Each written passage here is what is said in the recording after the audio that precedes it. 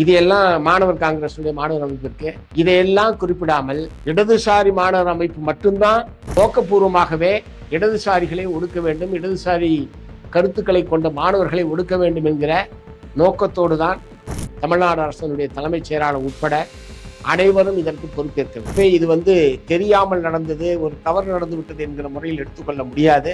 இது முழுக்க முழுக்க சட்டவிரோதமானது. இன்னைக்கு ஒரு மிக முக்கியமான ஒரு பிரச்சனை சம்பந்தமாக தமிழ்நாட்டில் பரவலாக விவாதம் என்பது நடைபெற்றுக் கொண்டிருக்கு. குறிப்பாக கல்லூரி கல்வி ஆணையர் அவர்கள் அனைத்து கலை பண்பாட்டு கல்லூரிகளுக்கும் அனுப்பிய ஒரு சுற்றறிக்கை என்பது அரசியல் தளத்திலேயும் பல்வேறு மாணவர்கள் மத்தியிலேயும் ஒரு மிகப்பெரிய விவாத பொருளாக மாறியிருக்கு. அதில் குறிப்பாக இடதுசாரி மாணவர் இளைஞர் அமைப்புகள், அதே மாதிரி காக்கிரி ஜனதா பார்ட்டி, இவர்கள் நடத்தக்கூடிய போராட்டங்களில் மாணவர்கள் கலந்து கொள்ளக்கூடாது. இதை கல்லூரி நிர்வாகம், பள்ளி நிர்வாகம், காவல்துறை இவங்க எல்லாரும் ஒருங்கிணைந்து கண்காணிக்க வேண்டும் என்கிற முறையில் ஒரு சுற்றறிக்கை என்பது வெளியிட்டது என்பதுதான் இத்தகைய விவாதத்துக்கு மிக முக்கியமான காரணம். நான் என்ன கேட்க விரும்புகிறேன், போராடுகிற உரிமையை இந்திய அரசியல் சாசனம் இந்திய நாட்டு மக்களுக்கு வழங்கியிருக்கு. இந்திய நாட்டு மக்களுடைய ஒரு அங்கம் என்கிற முறையில் மாணவர்களும் அதற்குள் உட்பட்டவர்கள் தான். மாணவர்கள் தங்களுடைய கல்வி உரிமைக்காகவும் கல்வித்துறையில் ஏற்பட்டிருக்கக்கூடிய ஊழல், மோசடி, முளமாடித்தனம் சகலத்துக்கு எதிராக போராட வேண்டியது அவர்களுடைய கடமை. அந்த வகையில் நாடு முழுவதும் பல்வேறு காலகட்டங்களிலும் மாணவர்கள் போராடி கொண்டிருக்கிறார்கள். விடுதலை போராட்ட காலத்திலும் கல்லூரி பள்ளியை விட்டு வெளியே வர வேண்டும் என்று மகாத்மா காந்தி அவர்கள் அறைகள் விட்டு தங்களுடைய படிப்பை துறந்து தேசத்தினுடைய விடுதலைக்காக மாணவர்கள் போராடிய வரலாறு கொண்டது இந்தியா. அத்தகைய சூழ்நிலையில் இன்றைக்கு போராட்டத்துக்கு செல்லக்கூடிய மாணவர்களை கண்காணிக்க வேண்டும் என்கிற முறையில் தமிழ்நாடு அரசாங்கம் தலைமைச் செயலாளர் தலைமையில் நடைபெற்ற சட்ட ஒழுங்கு கூட்டத்தில் இது பற்றி விவாதிக்கப்பட்டு அதனுடைய தொடர்ச்சியாகத்தான் இத்தகைய ஒரு சுற்றறிக்கை என்பது வெளியிடப்பட்டிருக்கிறது. இன்றைக்கு தமிழ்நாடு சட்டமன்றத்தில் அது சம்பந்தமாக விவாதம் நடைபெற்ற போது பொருத்தமில்லாத சில வார்த்தைகள் அதில் இடம்பெற்று விட்டது, தேவையற்ற சில வார்த்தைகள் இடம்பெற்று விட்டது என்கிற முறையில் உயர்கல்வித்துறை அமைச்சர் சொல்லியிருப்பது என்பது கடுகளவும் ஏற்க முடியாத ஒரு விஷயம். எத்தனையோ நாட்டில் பிஜேபியினுடைய மாணவர் அமைப்பிற்கு, திமுக மாணவர் அமைப்பிற்கு, அதிமுக மாணவர் அமைப்பிற்கு, இதையெல்லாம் மாணவர் காங்கிரசுடைய மாணவர் அமைப்பிற்கு இதையெல்லாம் குறிப்பிடாமல் இடதுசாரி மாணவர் அமைப்பு மட்டும்தான் இந்த மாதிரியான நடவடிக்கைகளில் ஈடுபடுறது மாதிரியும், ஆகவே அவர்களை கண்காணிக்க வேண்டும், ஒழுங்குபடுத்த வேண்டும் என்று போடுவது என்பது தேவையற்ற வார்த்தைகள் தெரியாமல் வந்துவிட்டது என்று அவர் சமாளிப்பது என்பது ஏற்க முடியாத ஒரு வாதம். இது நோக்கபூர்வமாகவே இடதுசாரிகளை ஒடுக்க வேண்டும், இடதுசாரி கருத்துக்களை கொண்ட மாணவர்களை ஒடுக்க வேண்டும் என்கிற நோக்கத்தோடு தான் அந்த சுற்றறிக்கை என்பது வெளியிடப்பட்டிருக்கிறது. அதற்கு உள்நோக்கம் இல்லை என்று அமைச்சர் சொல்வது ஏற்கத்தக்கது அல்ல.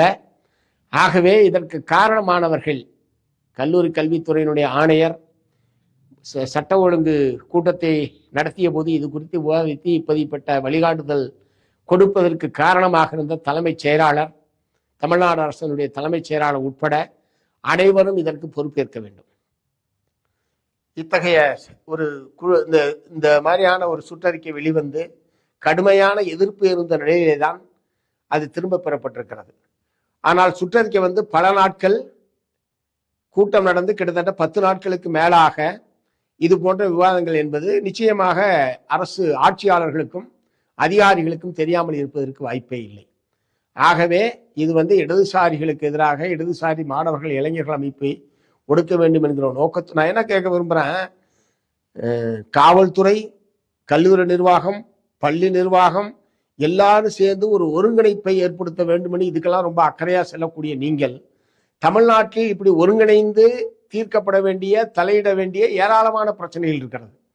அதற்கெல்லாம் இத்தகைய ஒருங்கிணைப்பு குழுவை தமிழ்நாட்டிலே ஏற்படுத்தப்பட்டிருக்கிறதா என்கிற கேள்வியை நான் எழுப்ப விரும்புகிறேன்.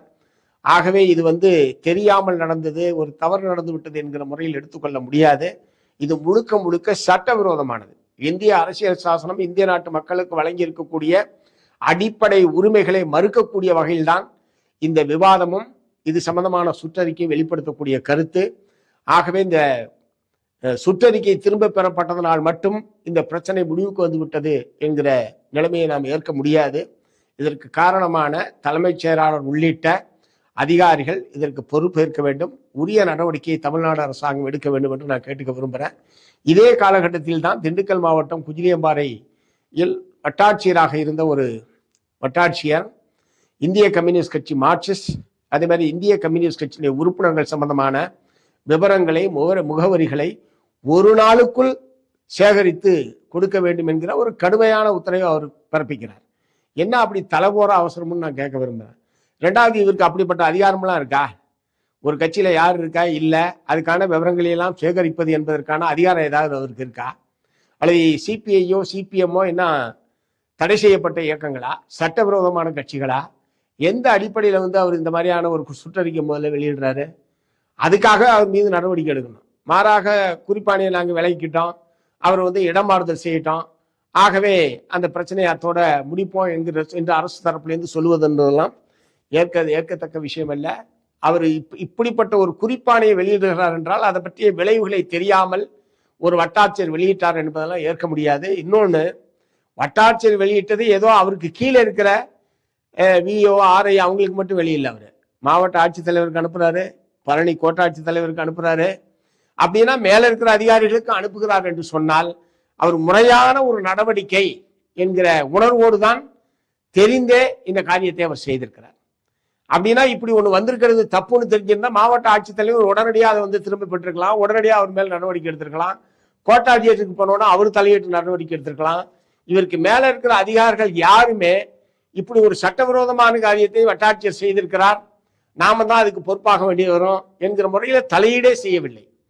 இந்த குறிப்பாணை என்பது வெளிவந்து எங்களை போன்றவர்கள் எல்லாம் இதை வெளிப்படுத்தி எங்களுடைய பாராளுமன்ற உறுப்பினர், திண்டுக்கல் பாராளுமன்ற உறுப்பினர் தோழர் சச்சிதானந்தன் அவர்கள் கடுமையான கண்டனத்தை தெரிவித்த பிறகு, எங்களை போன்றவர்கள் அரசினுடைய கவனத்தை கொண்டு சென்ற பிறகுதான் இதன் மீது மாவட்ட ஆட்சியர் நடவடிக்கை எடுத்திருக்காரே தவிர தானாக முன்வந்து அவர்கள் நடவடிக்கை எடுக்கவில்லை. இரண்டாவது, இடமாறுதல் என்பது அது கூட இதற்காக இடமாறுதல் என்கிற முறையில் கூட அதில் குறிப்பிடப்படலை. மாறாக அவருக்கு ட்ரைனிங் முடிஞ்சு போச்சு, ஆகவே நீங்க மீண்டும் சென்னைக்கு போங்க, இப்படிதான் மாவட்ட ஆட்சியருடைய உத்தரவு இருக்கிறது என்று சொன்னால் எவ்வளவு அலட்சியமாகவும் எவ்வளவு அலட்சியமான முறையில் இந்த பிரச்சனையை அதிகாரிகள் கையாண்டு கொண்டிருக்கிறார்கள் என்பதற்கு இது ஒரு எடுத்துக்காட்டு. ஆகவே இப்படி ஒரு தேசிய கட்சியை, அங்கீகரிக்கப்பட்ட ஒரு அரசியல் கட்சியை பற்றி அதனுடைய உறுப்பினர்கள் சம்பந்தமான விவரங்களை சேகரிப்பது என்கிற சட்டவிரோதமான நடவடிக்கைக்கு உத்தரவு வெளியிட்ட குஜிலியம்பாறை வட்டாட்சியர் மீது சட்டப்படியான நடவடிக்கை எடுக்க வேண்டும். இந்த இடமாறுதல் என்பதை ஒரு தண்டனையாக ஏற்க முடியாது. ஆகவே வருவாய்த்துறை, நான் என்ன கேட்க விரும்புறேன், இது எல்லாத்தையும் இணைச்சு பார்த்தா அதிகாரிகள் ஆட்சியாளர்களுடைய, அமைச்சர்கள், முதலமைச்சர் உள்ளிட்டவர்களுடைய கட்டுப்பாட்டில் தான் இருக்கிறார்களா, அல்லது அதிகாரிகள் பூரா தானடித்த மூப்பாக இஷ்டத்துக்கு அவங்க பண்ண செயல்பட்டு இருக்கிறாங்க என்கிற கேள்வியை தமிழ்நாட்டு மக்கள் மத்தியில் எழுப்பியிருக்கிறது. ஆகவே அதிகாரிகள் என்ன தவறு செய்தாலும், என்ன நல்லது செய்தாலும், கெட்டது செய்தாலும் அது அரசுக்குத்தான் வந்து சேரும். ஆகவே இதிலே ஆட்சி பொறுப்பில் இருக்கக்கூடிய முதலமைச்சர் விஜய் உள்ளிட்ட அமைச்சர்கள் இது போன்ற விஷயங்களில் அதிகாரிகளுடைய இத்தகைய நடவடிக்கைகளை கட்டுப்படுத்துவது, இத்தகைய நடவடிக்கைகளை ஒழுங்குபடுத்துவது, சரியான திசை வழியில் நிர்வாகத்தை கொண்டு செல்வதற்கான முறையில் முதலமைச்சர் உள்ளிட்டவர்கள் உரிய கவனம் செலுத்த வேண்டும் என்று மார்க்சிஸ்ட் கம்யூனிஸ்ட் கட்சியின் சார்பில் கேட்டுக்கொள்கிறேன்.